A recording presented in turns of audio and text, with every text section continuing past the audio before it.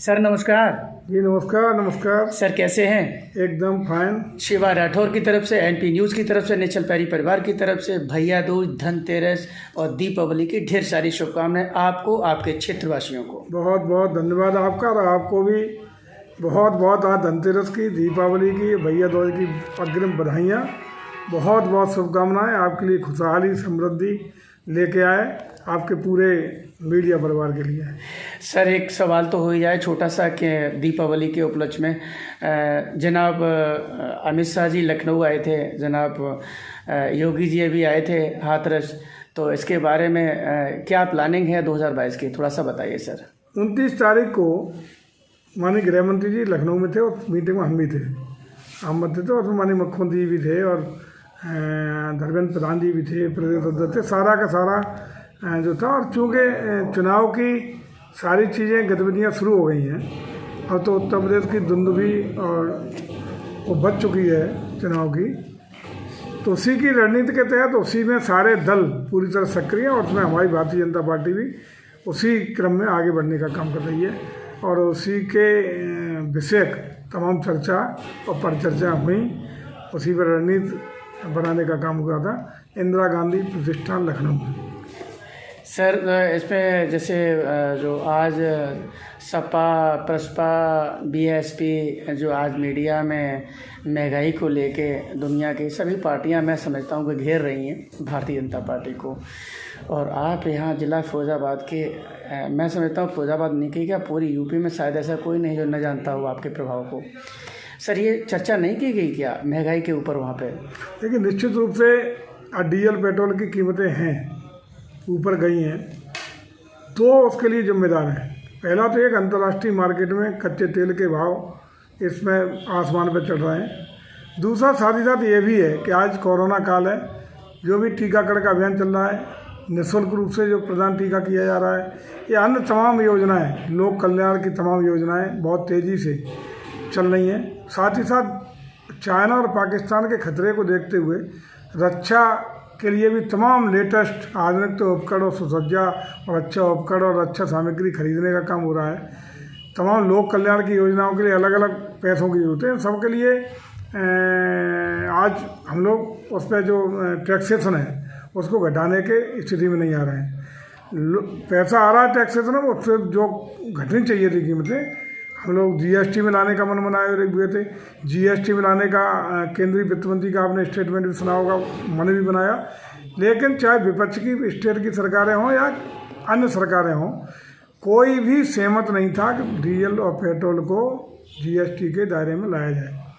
उसके पीछे एक कारण था, चूँकि खर्चे किसी भी प्रकार किसी परिवार के पास खर्चे की आवश्यकता है तो उसके आय की आवश्यकता होगी, तभी बैलेंस होगा। और दे तो प्रदेश को तमाम योजनाओं के लिए, टीकाकरण के लिए, लोक कल्याणकारी योजनाओं के लिए आज पैसे की चूँकि आवश्यकता है, तात्कालिक योजनाओं को पूरा करने की आवश्यकता है, जिसके तहत फंडिंग आ रही है तो टैक्सेशन से आएगी। टैक्सेशन से तो आज जो भी पैसा आ रहा है टैक्सेशन से, वो लोक कल्याणकारी और जनहित के लिए हो रहा है।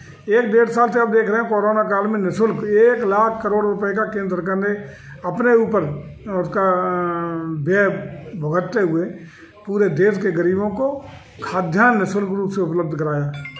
आखिर पैसा तो कहीं से आना ही था, अपनी कोई जेब नहीं होती। लोक कल्याणकारी सरकार के ज़माने में एक तरफ आना होता है, एक तरफ जाना होता है।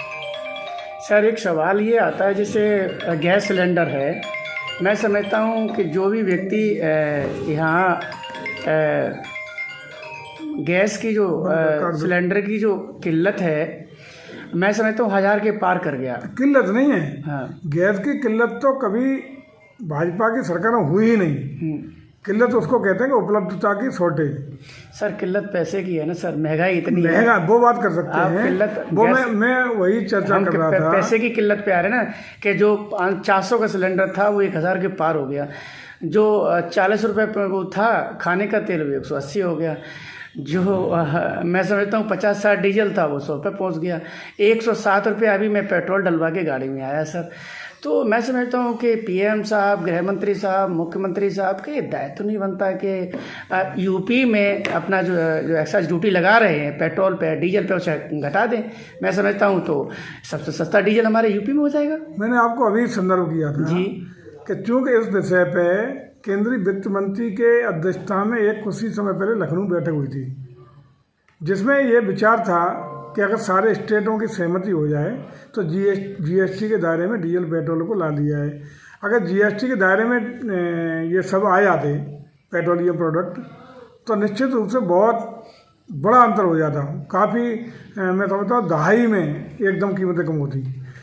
लेकिन चूँकि चाहे विपक्ष की सरकार हो या पक्ष की सरकार हो, योजनाओं को पूरा करने के लिए उनको फंड की जरूरत थी और कोई भी सरकार सहमत नहीं हुई। लेकिन फिर भी हम आपको भरोसा दिला रहे हैं इस पर केंद्र की सरकार गंभीर है और निश्चित रूप से कोई न कोई कदम उठाया जाएगा और काफ़ी गंभीरता से इस पर चिंतन मनन हो रहा है कि ताकि जनता को कहीं ना कहीं को राहत मिल सके। सर, पूर्णतः गन्ना का यूपी के जो लोग हैं उनका गन्ना का पूर्णतः भुगतान तो नहीं कर पाया अभी तक यूपी गवर्नमेंट ने। सर रिकॉर्ड भुगतान हुआ है, रिकॉर्ड हुआ, लेकिन पूर्णतः भुगतान नहीं हुआ। पूर्णतः कभी नहीं हो सकता। पूर्णतः इसलिए नहीं हो सकता जी सर कि हर सीजन में गन्ने की सप्लाई शुरू, उधारी में गन्ना जाता है, उसका भुगतान शुरू। तो ये तो चरम नितांत सतत प्रक्रिया है कि आपूर्ति होगी वहाँ भुगतान। हम आप व्यापार आपस में कर रहे हैं, लेन और देन का 10 रुपये आपके हम पे ड्यू हो गए व्यापार के, हम आपको 10 भुगतान कर पाए, तब तक आपने 20 रुपये का माल फिर हमें दे दिया, तो 20 रुपये का आपके फिर कर्जदार हो गए। तो गन्ना की सतत किसान आपूर्ति मिलों को उधार करता है और सतत रूप से गन्ना मिले उनका वापस भुगतान करती है कुछ समय में। लेकिन ये आप देखिए कि पहले जो 3-3 साल, 2-2 साल, 4-4 साल तक भुगतान नहीं होते थे, अब ये प्रयास है कि बहुत कम समय में पूर्ण भुगतान पिछले सब किए जा रहे हैं। अब ये नहीं हो रहा कि 3 साल 4 साल का बकाया हो, ऐसी स्थिति नहीं है। लेकिन बकाया तो इसलिए रहेगा कि क्रेडिट पे मिल को किसान गन्ना देता है, उसमें मिले बाद में उसको पेमेंट करती हैं। तो सतत प्रक्रिया तो उधारी तो रहेगी, लेकिन ये अब नहीं हो सकता। इस सरकार में हुआ है पहले जो 4-4 साल, 5-5 साल, 3-3 साल किसानों का बकाया पड़ रहा, तो वो नहीं हो रहा। किसान अगर धरने पे बैठते हैं तो गाड़ी पीछे से रोन देती है सर यूपी में, लखीमपुर के अंदर। अब वो एक अलग विषय है, चूँकि उसमें जांच भी चल रही है, माननीय उच्च न्यायालय के अधीन में जांच चल रही है, उस पर कोई भी टिप्पणी करना उचित नहीं होगा। लेकिन कानून उस पर काम कर रहा है। कितना ही बड़ा आदमी हो, माननीय मुख्यमंत्री ने कहा है, कितना ही बड़ा आदमी हो या छोटा आदमी हो, समान रूप से कानून अपना काम करेगा, उसमें कोई कोताही नहीं होगी। दिल्ली में जो बेचारे किसान धरने पे बैठे हैं, जो काले कानून बताते हैं विपक्ष के लोग, उनकी बात को सोच समझ के और उसके बीच का कोई निष्कर्ष क्यों नहीं निकाल लिया जाता सर? निकल रहा है। और आप तो मैं समझता हूँ कि आप बड़े निकला है और निकल रहा है। मैं समझता हूँ किसानों की समस्याओं को लेकर प्रदेश सरकार और केंद्र की सरकार पूरी तरह गंभीर है। और आप देख रहे होंगे, चाहे गन्ना का मूल्य बढ़ाने की बात हो, खाद की आपूर्ति की बात हो, अभी किसानों को 1 DAP की बोरी पे 1200 रुपये देना पड़ता था। 1200 रुपये केंद्र सरकार बियर करती थी, शॉर्टेज हुई, उसी के दृष्टिगत 450 रुपया प्रति बोरी सरकार ने अतिरिक्त रूप से अनुदान किसान को दिया है। अब इस समय 1 DAP की बोरी 2850 रुपये की है, जिसमें 1650 रुपया केंद्र सरकार भरपाई कर रही है। किसान को केवल 1200 रुपया भुगतान करना पड़ रहा है। सर, किसान को तो जिला फिरोजाबाद में DAP मिल ही नहीं रही है। DAP को लेके तो उस दिन वो पैदल यात्रा निकाली इन लोगों ने, सपा वालों ने। सर आपको शायद संज्ञा नहीं है जी, एक रैक रात में उतरी है। आज प्रत्येक सोसाइटी पे 80 सोसाइटी है, हर न्याय पंचायत में जिले में सोसाइटी है। एक ट्रक खाद DAP आज पहुंच चुकी। इस समय आप जहाँ बात कर रहे हैं, आज अब वो रात में आ गई होगी, कल तक तो ऐसा नहीं था सर। पूरा सुन लें, आज रात में रैक लगी, कल 2 बजे लगनी चाहिए थी। सीमेंट की रैक अनलोड हो रही थी, उसमें विलम्ब हुआ, लेट रात शुरू हुई।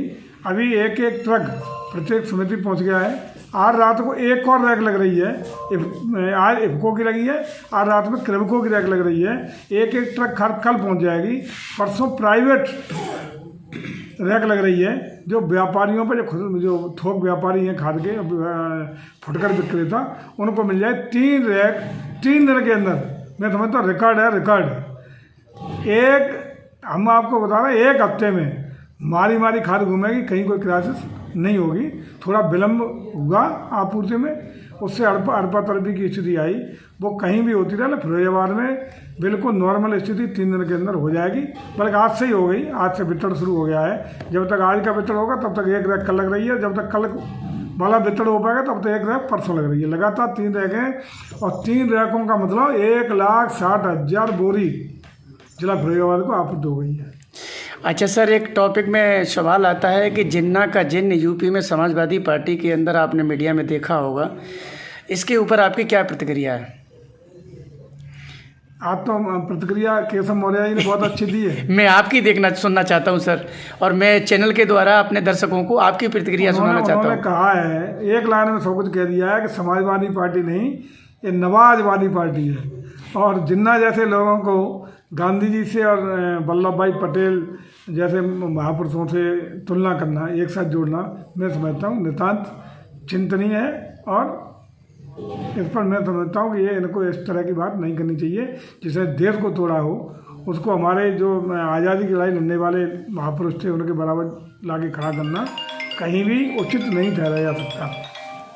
सर, ओवैसी के बारे में कहा जाता है कि वो बीजेपी की बी पार्टी है, बीजेपी की बी पार्टी है सर, और ओवैसी अब यूपी में चुनाव आ रहा है तो यूपी में भी वो हाथ पैर मारेंगे। इसके बारे में आप क्या कहेंगे सर? देखिए, ओवैसी जी की अपनी राजनीतिक दल है। सारे लोग अपनी अपनी राजनीतिक पार्टियां, राजनीतिक दल अपनी मुद्दों के आधार पे, अपने घोषणा पत्र के आधार पे, अपने कार्यशैली के आधार पे अपनी पार्टी को लड़ाते हैं, प्रत्याशी लड़ाते हैं, घोषणा पत्र जारी करते हैं। सबकी अपनी भूमिका है, वो भी अपने यूपी। लेकिन ये हम आश्वस्त करते हैं कि आधे में हम और आधे 50% से ऊपर अकेली भाजपा वोट पाएगी और 50% से कम वोट पर सारे दल निबट जाएंगे इकट्ठे हो गए। ओम प्रकाश राजभर की तो एंटी समाजवादी पार्टी में हो गई। भारतीय जनता पार्टी से टूट के कुछ विधायक भी वर्तमान में समाजवादी पार्टी में ज्वाइन हो गए। भारतीय जनता पार्टी का विधायक अभी से नहीं, वो विधायक पटेल अभी से नहीं, बहुत दिन से थे। आप स्टेटमेंट देखे होंगे, राकेश राठौर सीतापुर के एमएलए जो नहीं, पिछले 6 महीने से उल जलूल बकवास कर रहे थे। सबको पता है 6 विधायक वो हैं जो बहुजन समाज पार्टी में लगातार सपा के पक्ष में मतदान कर रहे थे हर चुनाव में। वही लोग एक औपचारिकता माहौल बनाने के लिए अभी जाके प्रेस के सामने खड़े कर दिए। ये लोग 6-8 महीने पहले जा चुके थे, कोई नए नहीं है। लेकिन जब चुनाव आता है तब तक लोग अपनी सुविधानुसार अपने क्षेत्र की अपनी खुद की सीट बचाने के लिए, सब अपना भविष्य सुरक्षित करने के लिए इधर उधर पाला बदलने का काम करते हैं। कोई नया नहीं है। ये तो अभी और तेज होगा, जैसे नज़दीक आएगा इधर के उधर होंगे। इसमें कोई नई बात नहीं है, परंपरागत चलता रहता है। फिरोजाबाद जिला के अंदर डेंगू में, जिसे डेंगू कहा है यहाँ के डॉक्टरों ने, एक जाजूमई गांव है, एक भरथरा गांव है और एक बनीपुर गांव है। इन गांव की मेरे पास खास रिपोर्ट है। उसमें जाजूमई गांव में तो 50 को पार कर गया है। और मैं समझता हूँ यहाँ मुख्यमंत्री भी आए हैं, कई अधिकारियों ने सर्वे भी किया है। आखिर इसका ठोस निष्कर्ष क्यों नहीं निकला सर अभी तक? देखिए, सही बात यह है जी, जैसे शुरुआत डेंगू को हुई जी, इस मामले में सरकार बहुत संवेदनशील थी और मुख्यमंत्री ने बड़ा गंभीरता से लिया। और स्वयं जब मथुरा जा रहे थे रास्ते में रुक करके डेंगू का मेडिकल कॉलेज में आकर के जायजा लिया। उसी दिन जाकर उन्होंने अपने निर्देश के तहत विशेषज्ञों की टीम लखनऊ से भेजी कि आखिर कौन सा वायरस है, क्या है, डेंगू है या अन्य है, क्या है, जिससे प्लेटलेट्स एकदम सीधे बुखार आने के बाद डाउन हो रही हैं, जैसा आमतौर पर प्राय डेंगू में नहीं होता है। उपचार की व्यवस्था हुई, सारे प्रदेश में अभियान चलाया गया, अब भी चल रहा है। हालांकि अब जैसे जैसे मौसम ठीक होगा कम हो रहा है, लेकिन निश्चित रूप से दुखद रहा कि तमाम मौतें डेंगू ही कहा जा रहा है अभी तो। हालांकि अभी भी मुझे लगता है कि पूना की लैब में कई लैबों में इसके वो सैंपल्स वगैरह गए हैं, उसका निष्कर्ष गया और तमाम जो पुरानी परंपरागत इलाज था डेंगू का, वो दवाइयाँ इसमें प्रभावी नहीं हो पाई हैं। निकलेगा निष्कर्ष, विशेषज्ञ लगे हैं, डॉक्टरों की विभिन्न प्रयोगशाला में टीम के पास सैंपल्स गए हैं।